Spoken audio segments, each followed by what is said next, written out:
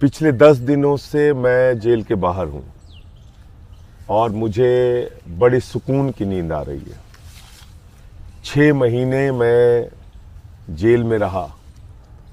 कुछ दिनों तक मुझे आइसोलेशन में रखा।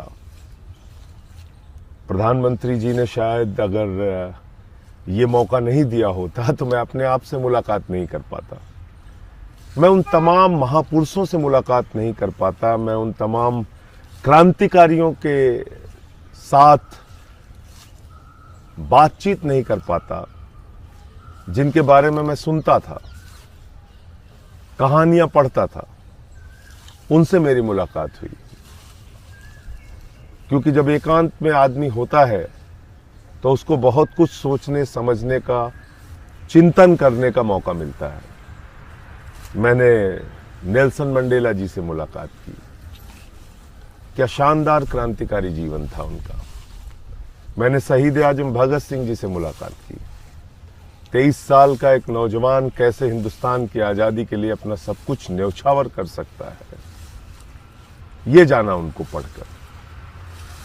मैंने अशफाक उल्लाह जी से मुलाकात की।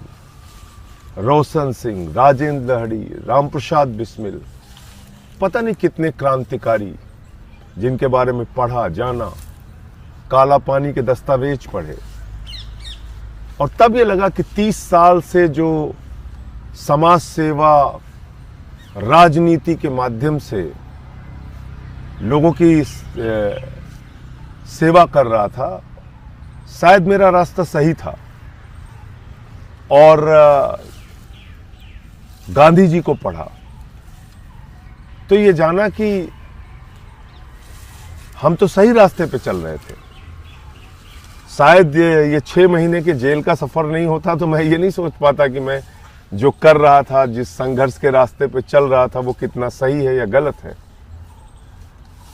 तो मैं तो धन्यवाद देना चाहूंगा प्रधानमंत्री नरेंद्र मोदी जी का कि उन्होंने ये अवसर मुझे दिया अपने आप से बात करने का, अपने रास्ते को और मजबूत बनाने का। मैं 6 महीने जेल की यात्रा से और तप कर निकला हूं आगे के रास्ते को तैयार करने के लिए, आगे के रास्ते को और मजबूत करने के लिए। और एक बात मैं और कहना चाहता हूं कि हो सकता है कि आज बहुत सारे माध्यम बिक गए हों, लेकिन इतिहास कभी नहीं बिकता। इतिहास में वही दर्ज होता है जो आप करते हैं। क्या सच है, क्या गलत है, ये लोग तय करेंगे। लेकिन किस मंशा से प्रधानमंत्री जी ने मुझे जेल भेजा मैं नहीं जानता, लेकिन उनकी जो भी मंशा रही हो, मैं इतना ही कह सकता हूं कि आपको बहुत बहुत धन्यवाद मोदी जी। आपने 30 साल के मेरे संघर्ष के जीवन को और मजबूत बनाया और ये भरोसा दिलाया कि मैं जो काम कर रहा था वो बिल्कुल सही था और आगे और मजबूती से उसी रास्ते पे बढ़ूंगा।